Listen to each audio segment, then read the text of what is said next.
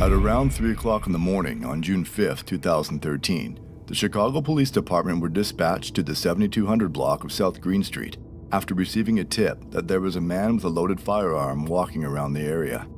When the Chicago police arrived on the scene, they spotted little Durk attempting to hide a loaded .40 caliber handgun inside of his Hyundai Sonata and immediately arrested Durk on the spot. Less than 2 years prior to this, Lil Durk was arrested and charged with possession of a firearm with a defaced serial number.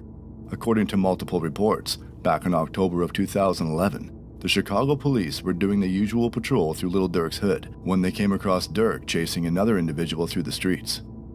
When the cops began to intervene, Durk darted into a nearby alleyway and tossed a loaded nickel semi-automatic handgun underneath a car. Lil Durk then ran inside a home on the 6400 block of South Eggleston where police ultimately found Durk sitting on a couch and arrested him. The charge he received for this incident was a Class 3 felony that can carry a 2 to 5 year sentence in an Illinois state prison.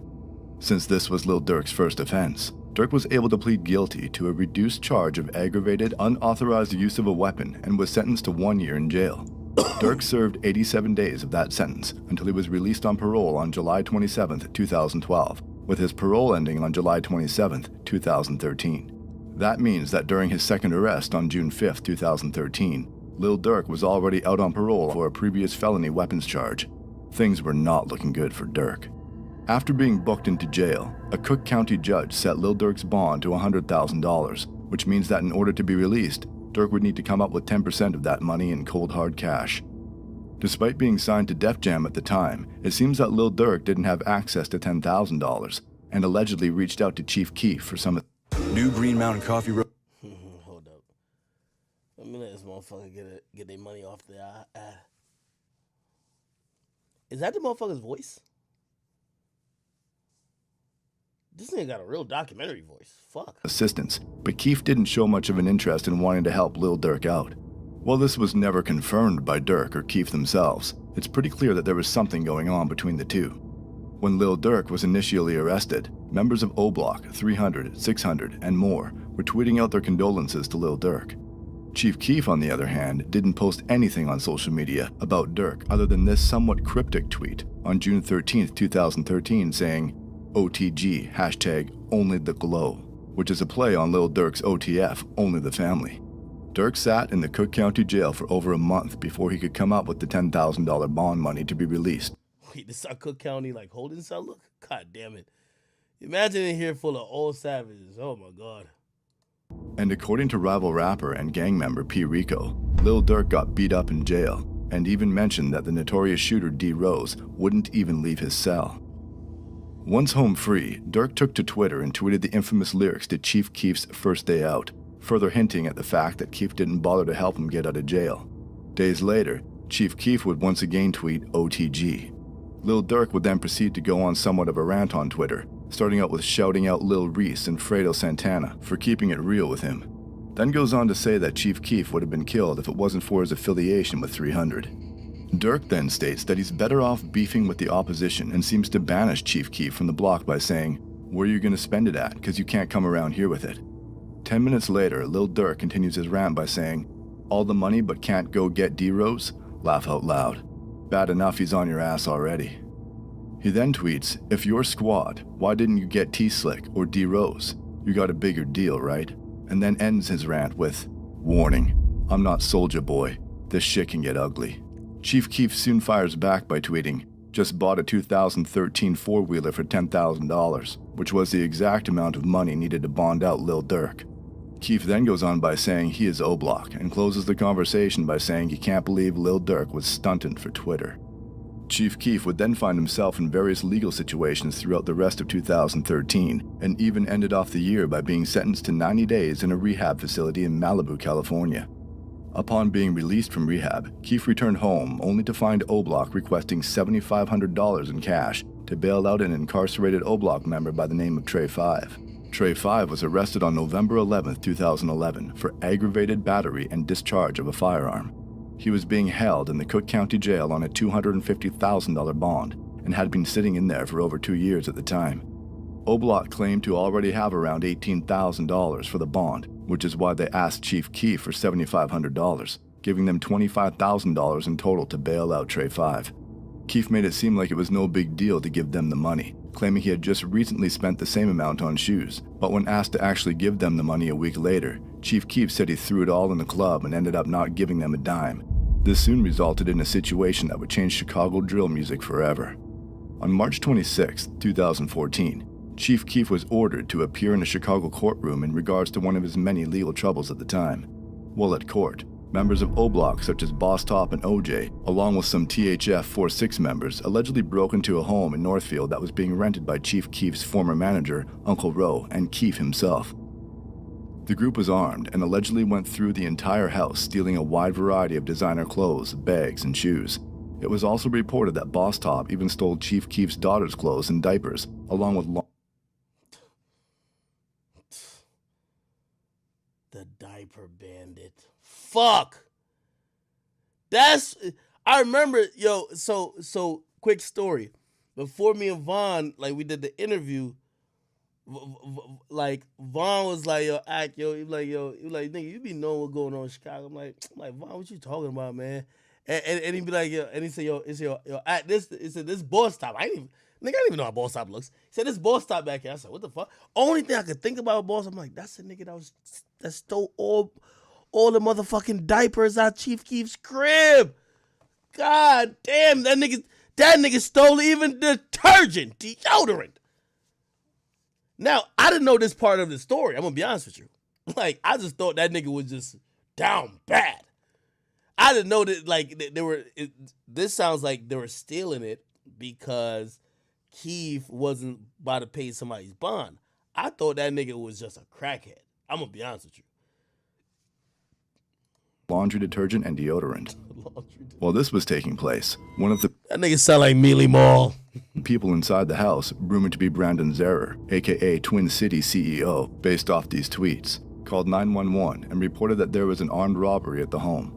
Then, moments later, Chief Keef returned home from court where Boss Top would allegedly snatch Chief Keef's iconic Johnny Dang piece off his neck, while O-Block OJ would reportedly snatch GBE Capo's Jesus piece.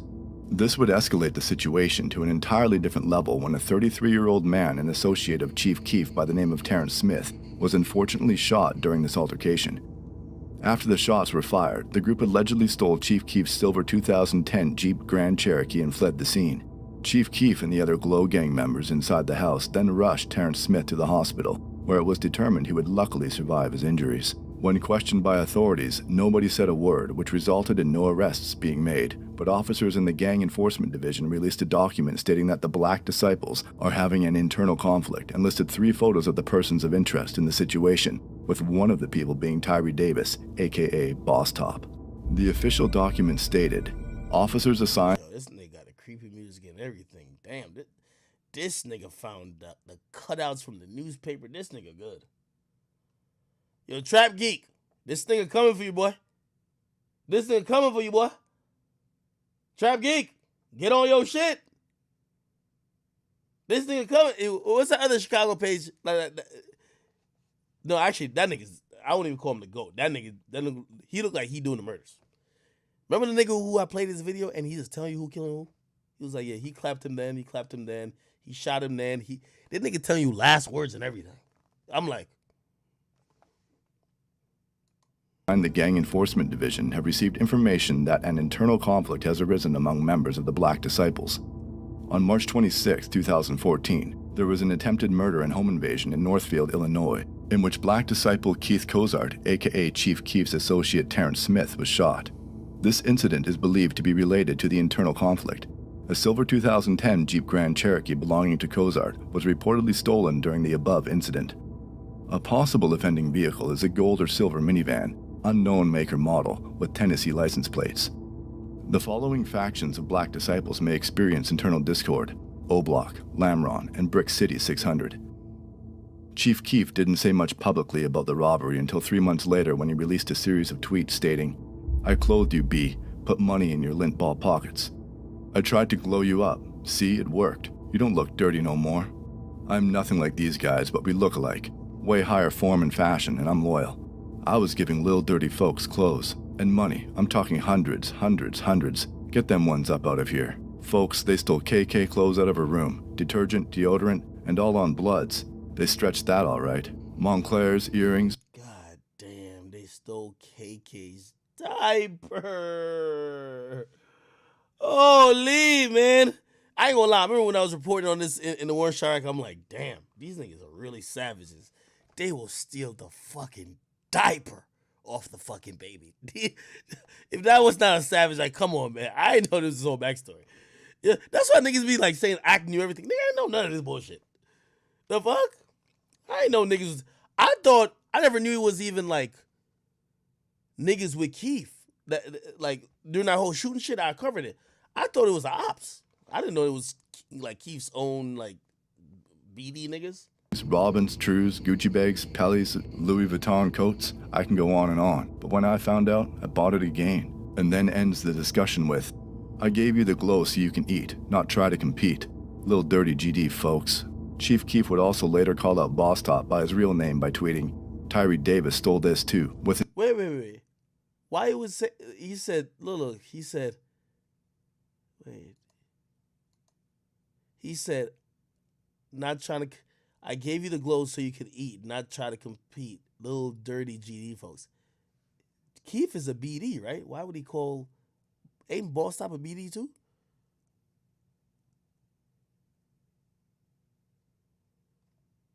Chat. I don't know. GD, folks. Chief Keef would also later call out Boss Top by his real name by tweeting, Tyree Davis stole this too, with an Instagram link to a now deleted photo. Keef would later do the same thing to his former go-to producer Young Chop by tweeting out, old stuff Tyree Pittman stole while I was in court one day, with another Instagram leak to a now deleted photo. Shortly after this revealing Twitter rant, Lil Durk and THF Basie would post a video to social media taunting Chief Keef and GBE Koppel by wearing Koppel's stolen chain, while posted up in front of a TV playing Chief Keef's Close That Door music video. At the end of the video, you can even see Lil Durk pointing to Chief Keef's chain on the TV and saying, we got that too. A few weeks later, Chief Keef moved to Los Angeles, California, and hasn't returned back to Chicago, ever since he was betrayed by those he once called family.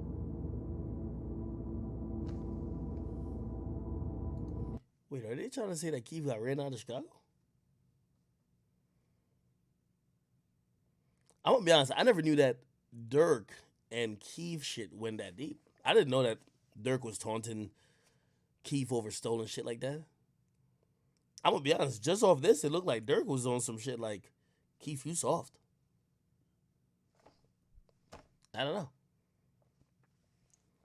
Maybe Durk was a demon then.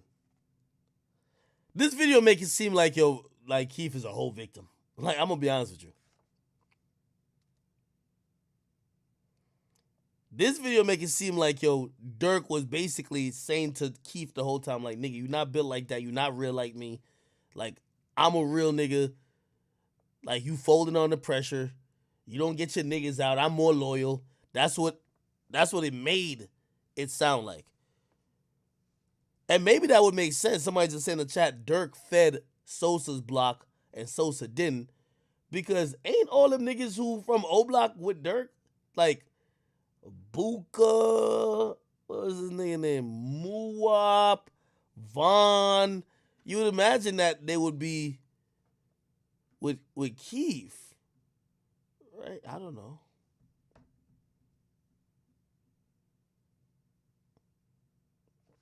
This